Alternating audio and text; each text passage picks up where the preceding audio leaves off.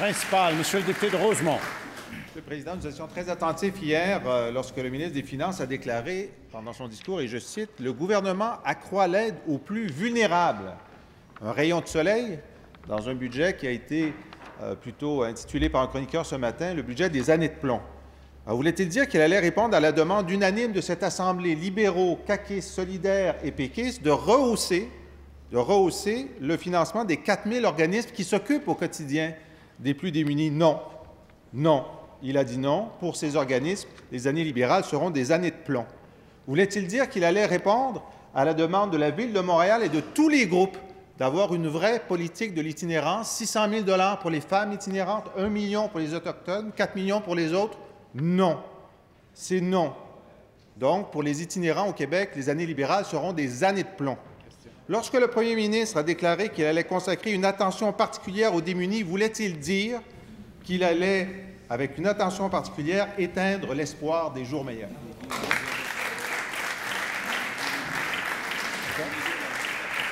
Madame la ministre déléguée à la réadaptation. Merci beaucoup, Monsieur le Président. Tout d'abord, je veux dire à mon collègue, Monsieur le Président, que les organismes communautaires, il le sait, sont très importants pour nous de ce côté-ci de la Chambre et on ne soulignera jamais assez l'importance de leur travail. Ceci étant, je veux rappeler que c'est sous un gouvernement libéral, quand nous étions arrivés, nous avions haussé le financement à 274 millions et quand nous avons quitté en 2013, le financement était rendu à tout près de 500 millions. Je veux rassurer mon collègue pour lui dire que cette année, il y a une augmentation dans le budget, si vous avez regardé les crédits comme il faut, et nous aurons l'occasion, à l'étude des crédits, de tout vous expliquer ça, mais il y a déjà une augmentation de 5 millions concrètement. Dans le contexte budgétaire difficile, Monsieur le Président, non seulement on a maintenu le budget, mais on l'a augmenté. Ceci étant, nous avons aussi agi pour l'itinérance et je ne comprends pas, je crois qu'il n'a pas suivi ces pages-là à la lecture du ministre des Finances, parce qu'il a été clairement dit qu'il a été annoncé des ressources de 8 millions de dollars par année réservées pour la lutte à l'itinérance. En terminant. Et il a aussi été dit que 500 logements sociaux étaient réservés pour les personnes itinérantes. Bravo. Première complémentaire, M. le député de Rosemont.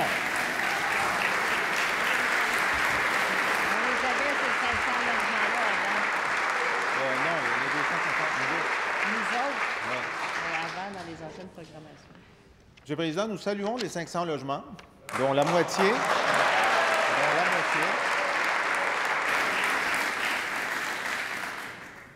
malheureusement seront pris à d'autres Québécois vulnérables.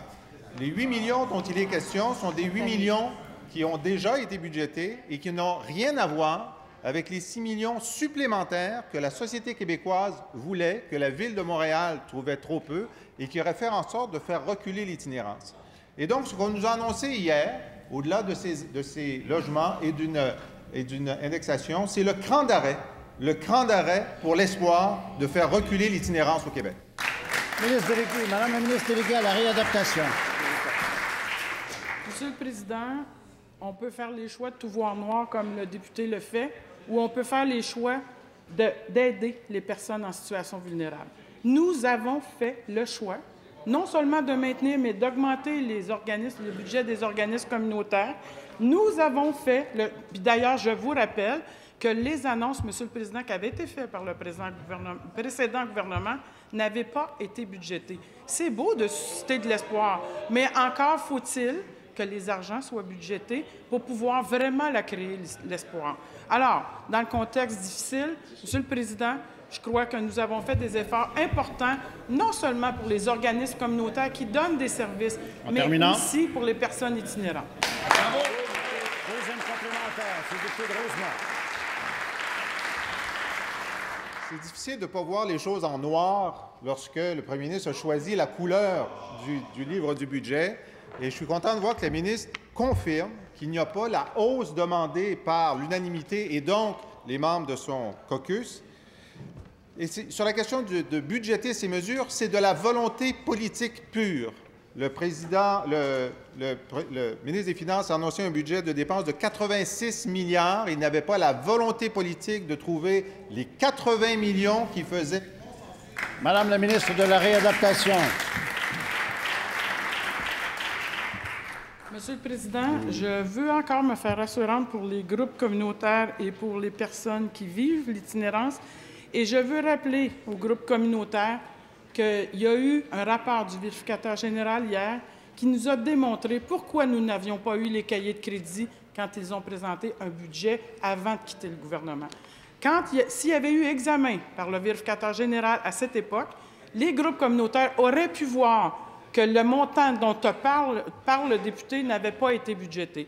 Moi, ce que je dis aux groupes communautaires, et je leur parle en ce moment, nous avons maintenu les budgets, nous avons même augmenté dans le contexte budgétaire difficile et nous nous occupons également des personnes en situation d'itinérance.